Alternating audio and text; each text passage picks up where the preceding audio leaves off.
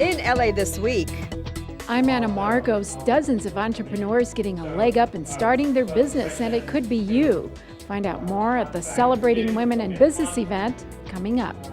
I'm Rasha Goel. Up next, a unique opportunity for athletes with physical disabilities to show off their skills. A film festival shines the spotlight on young filmmakers and the important messages their movies are sending. The story coming up.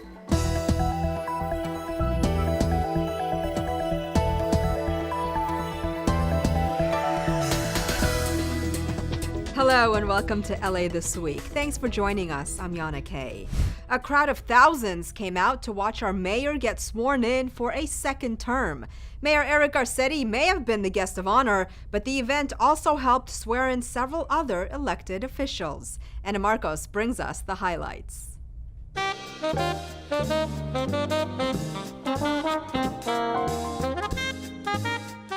A little jazz warmed up the audience as the city's 42nd mayor, Eric Garcetti, got sworn in for a second term by his own mother.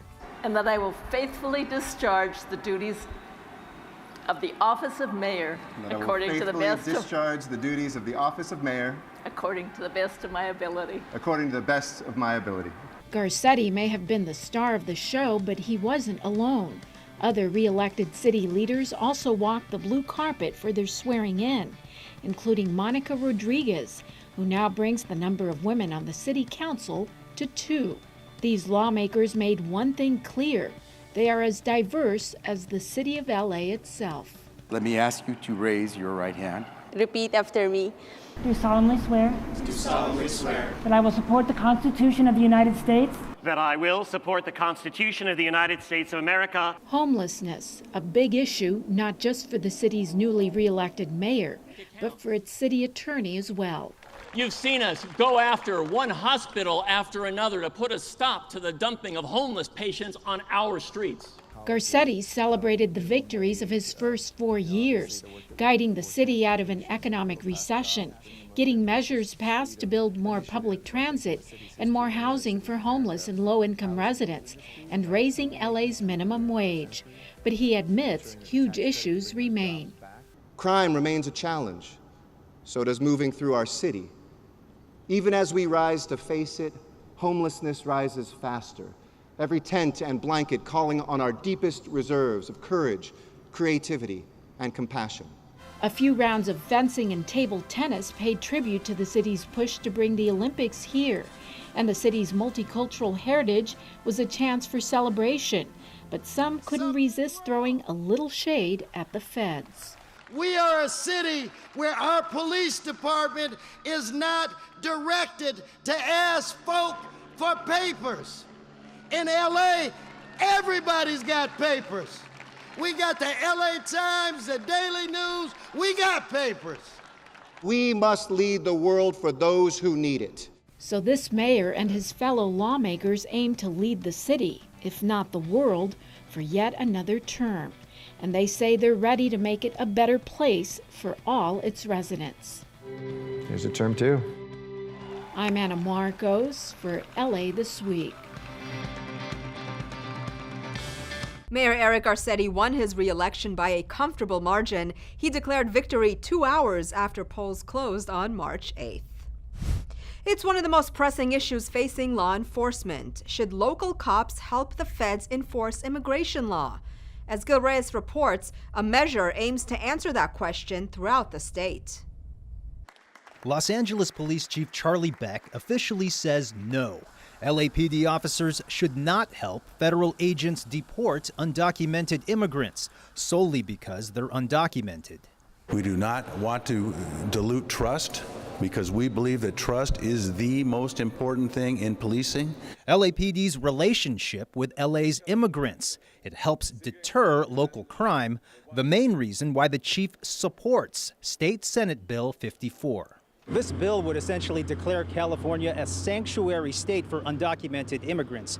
It would prohibit LAPD officers and sheriffs from turning over undocumented immigrants to the feds unless those individuals were deported previously for violent felonies, also unless a judge finds probable cause to do so. Those two measures work out really well for Chief Charlie Beck. We could still concentrate on people who are violent criminals who also happen to be illegal immigrants. And if necessary, use that illegal immigration status as a way to remove them from our society. The bill is authored by State Senate Leader Kevin DeLeon, with advice from former Attorney General under President Obama, Eric Holder. It's in response to President Trump and his threat to strip federal funding from local governments that don't cooperate in his deportation plans. By withholding those precious dollars from our local police officers who need it to keep us safe in our own state, in our own nation, is just unconscionable. And again, it's going to be proven to be illegal, unconstitutional, and quite frankly, un-American. California is leading. California is doing the right thing. This is something that needs to be done nationwide. In downtown Los Angeles, I'm Gil Reyes for LA This Week. On the other side, the LA County Sheriff's Department is against the bill, saying it would force the feds to enter immigrant communities by themselves, possibly resulting in even more deportations. Well, several thousand people came out to give LA's immigrant residents a boost on a recent weekend. Anna Marcos has more on the so-called pop-up experience known as I Am an Immigrant. You didn't even have to be an immigrant to go styling with one of these t-shirts and get your runway model moment. The photo shoot was just part of the I Stand with Immigrants and the I Am an Immigrant campaign, a two-day so-called pop-up exhibit in Midtown LA. Yeah, I completely stand for it, and yeah, because I have family who are, not from here, they're immigrants, and I completely agree with this. As immigrants, they come here as an opportunity, and it's pretty difficult when they get here and they're treated unfairly, so doing this in order to help them makes me feel better, since I come from a family of immigrants. At this time, we know that we need to be celebrating immigrants because the political climate is so sadly anti-immigrant. So to have a space where immigrants can come, be celebrated, be loved, is needed. And if t-shirts weren't your style, the pop-up experience also offered interactive exhibits, comedy shows, film screenings, art, food trucks that were immigrant-owned, and spoken word poetry with a south-of-the-border angle. We're having a night of spoken word poetry and readings so that community members can come forward and share their immigrant stories. And we welcome anyone from all over the world who lives in the United States. I think we recognize that Los Angeles specifically is one of the greatest melting pots in the country. For more information on how you can support immigrants, visit IamAnImmigrant.com. I'm Anna Marcos for LA This Week. Several celebrities took part in the event, including Minka Kelly, Paul Wesley, and others. Another event over at UCLA gave some folks with physical disabilities a chance to shine and explore their athletic abilities. Rasha Goel has more on how Angel City Games is inspiring those who thought they couldn't compete in sports. Yana, I'm at the third annual Angel City Games at UCLA. Now, 220 participants are competing in 5 sports categories. And what makes this a unique event is it's one of the largest of its kind in the Western U.S., providing training and competition opportunities for those with physical disabilities. For Tyson Duckett, the Angel City Games have opened his eyes to a new world. The 32-year-old lost his leg in a motorcycle accident nearly 2 years ago. A first-timer at this event, he has found a way to continue his passion for basketball. I played basketball today for the first time in a wheelchair, and I can't wait to come back next year and dunk on everybody. Being at a place like this just lets you know that, the life isn't over, and you can keep going, and you can actually compete, and you can be a champion, you can be a Paralympian. The 4-day event is put on by father-son team Clayton Freck and 12-year-old Ezra Freck, who's had a prosthetic leg since he was 11 months old. They created Angel City Sports, which hosts the Angel City Games. There are a lot of other gaps for this community, and so you can't just go to your local rec center or your local youth league and play a wheelchair sport. It just doesn't exist that way, and so we realized we have to do more. And so we're doing clinics throughout the year. We're loaning equipment to athletes who want to get into a sport, and we host competition at the Angel City Games. We're doing 5 sports this year: swimming, track and field, archery, wheelchair tennis, and wheelchair basketball. for athletes of all ages, all skill levels, with physical disabilities. When I'm not in a good mood or I'm just down about my disability, sports is where I go and I don't feel different anymore. If you're in the middle of a track and field race, you're not thinking, oh, I have a prosthetic leg, or oh, I have 2 fingers. You're not thinking about that. You're in the moment, you're in the zone, and you're in that ring of fire. Angel City Games is open to kids and adults starting as young as 3 years old and adults into their 70s. And many here are attending for the first time. LA County, there is no real place for our kids just to go out and have sports like everyone. So this has been really good because it gives them an opportunity to be able to be exposed to different types of sports that he could play and actually be able to compete in and not just kind of put on the side like they've been doing. The city's Department of Disability was also on hand to inform the community about the resources available to them. We'd like to be able to represent here, and it is, as I mentioned, an unrepresented population that keeps on growing and growing, so we're happy to be here and support that effort. It doesn't matter if the entire world is against you or doesn't believe you, because as long as you are with you and believe in you, then you can go anywhere you choose. You can do anything you want. And it's these kinds of events and support that help shape the dreams of those with their eye on the prize. Oh yeah, I want to go to the Paralympics. Yeah, win a gold. From UCLA, I'm Rasha Goel for LA This Week. If you missed the games, not to worry, as clinics are offered throughout the year. For more information on upcoming activities or how to participate, just log on to angelcitysports.org. Well, want to start your own business but don't know how or don't have the capital? Well, throw your excuses out. A community nonprofit called PACE will hold your hand as you become a first-time entrepreneur. Anna Marcos brings us more from one of its Celebrating Women in Business events. Anya Payakaporn may have just immigrated from Thailand to the U.S. last year, but she's already running her own business here, the Thai Yoga Hub. She sells Thai yoga clothes online. Her secret weapon, the Women's Business Center at PACE, the Pacific Asian Consortium in Employment.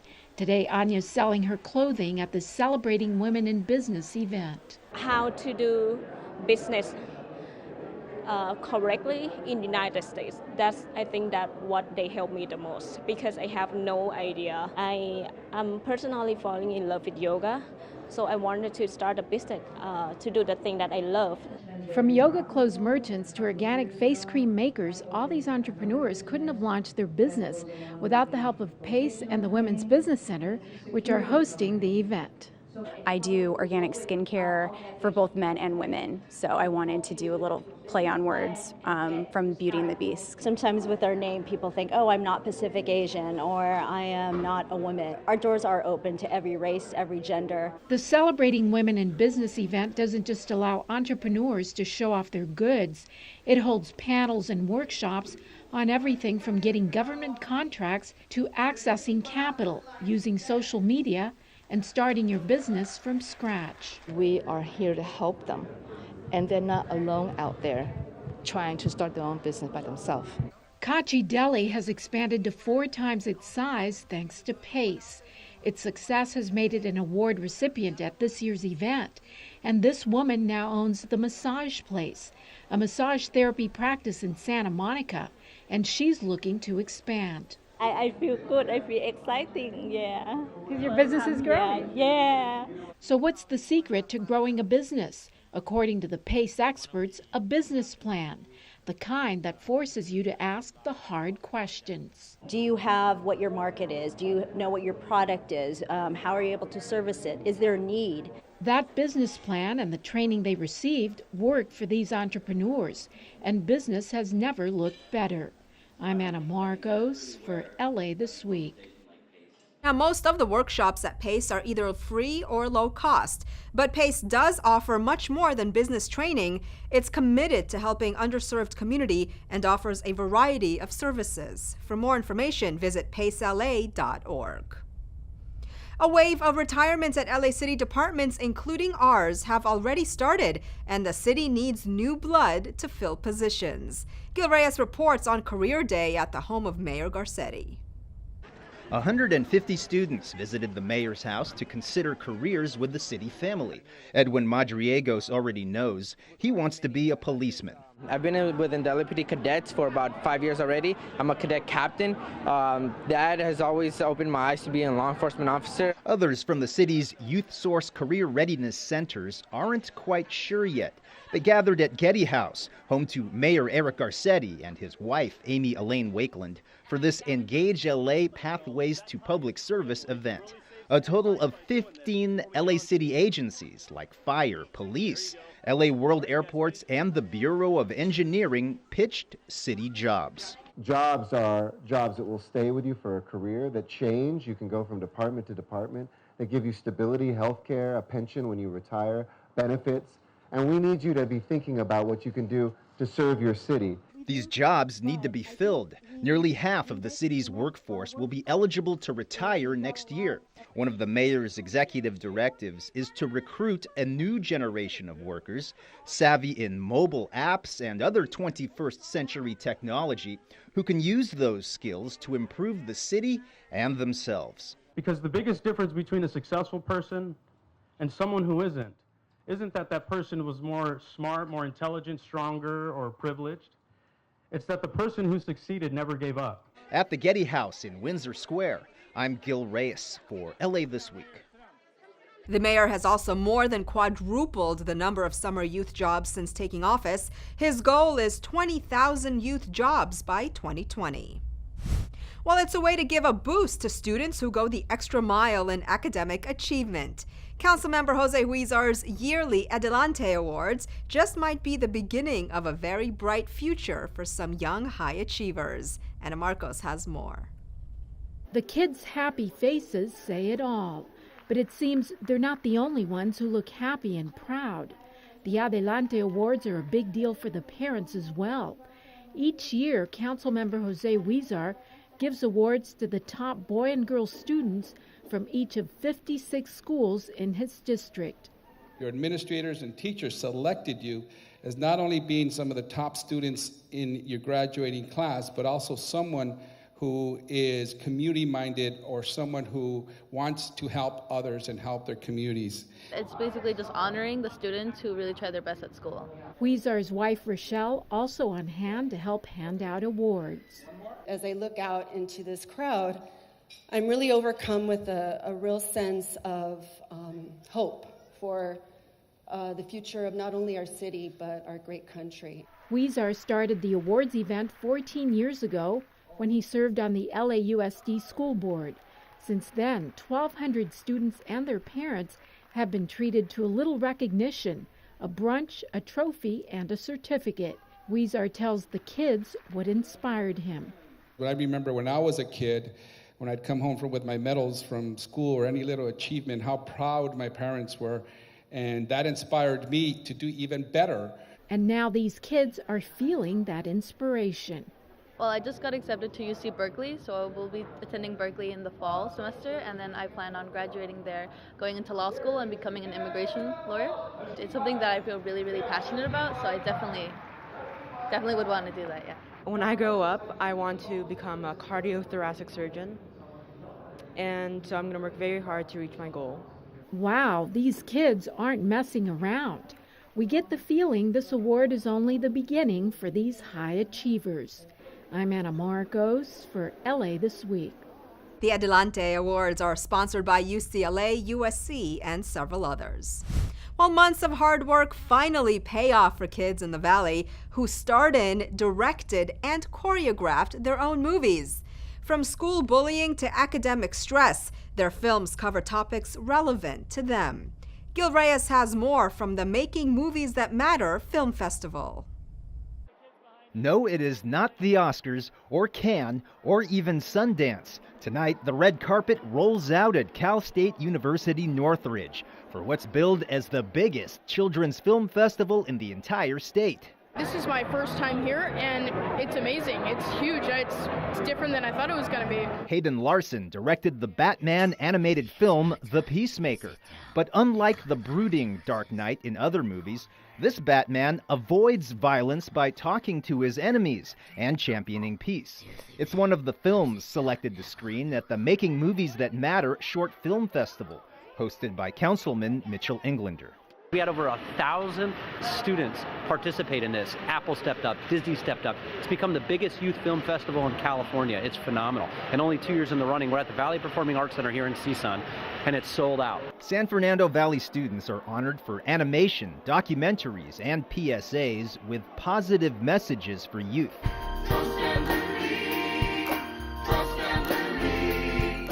The musical Trust and Believe, produced by Chatsworth High School students, is about dealing with the stress of upcoming exams and how studying hard and faith in oneself can pay off.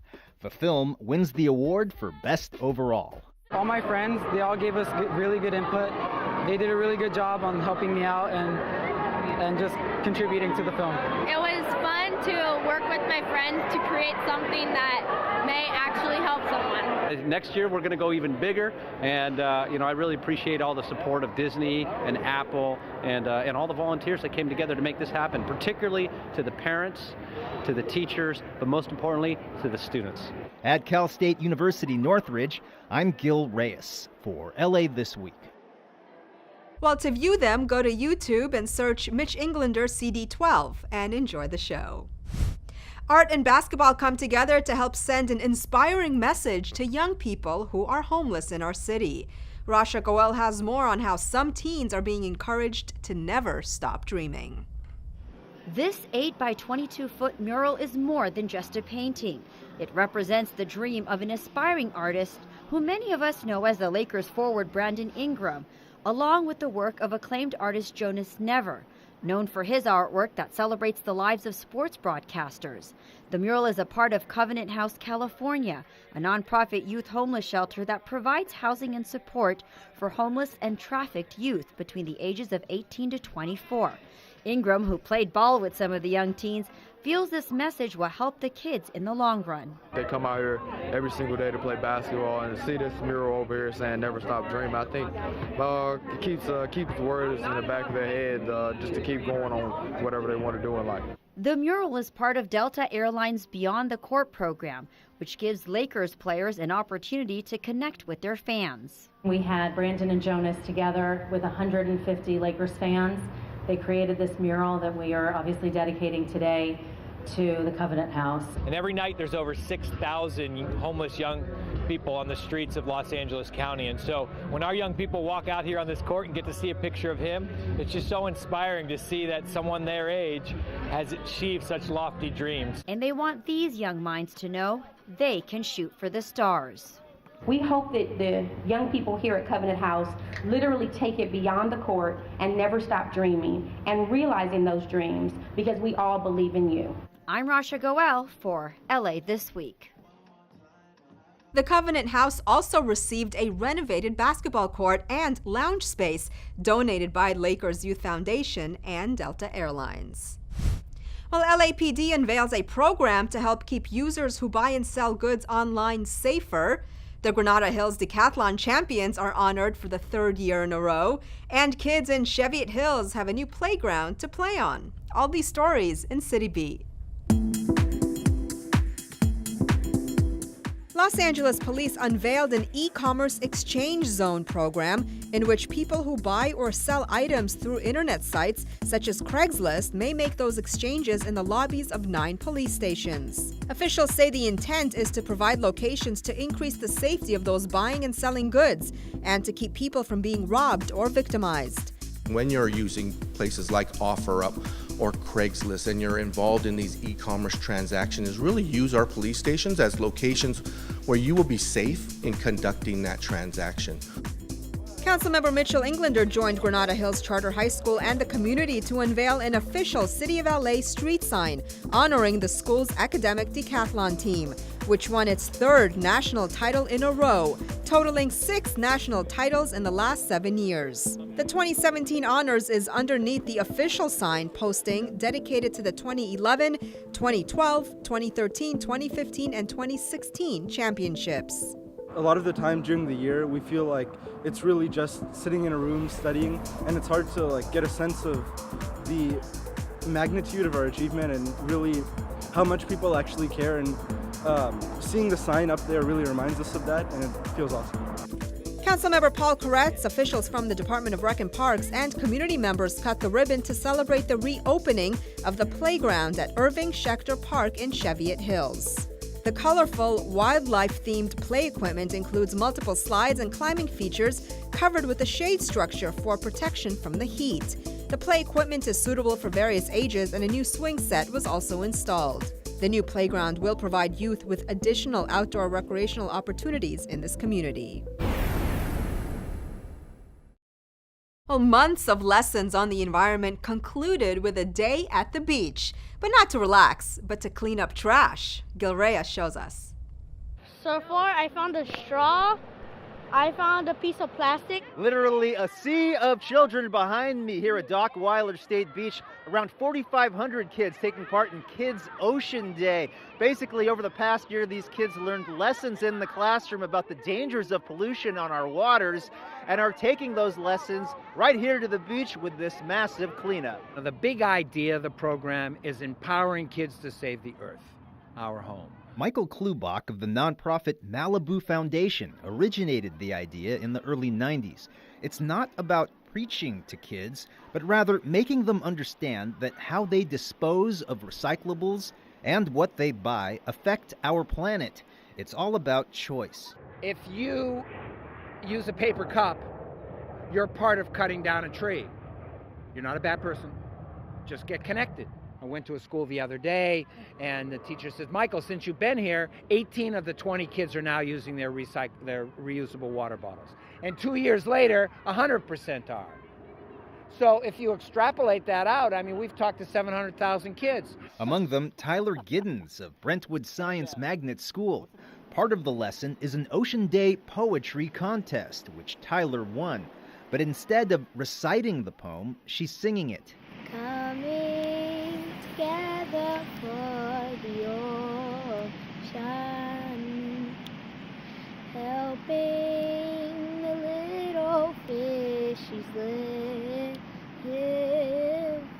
The city's Department of Public Works and LA Sanitation will make sustainability an easier option starting in July. Our Zero Waste LA program means that there'll be more recycling bins in apartment buildings and businesses.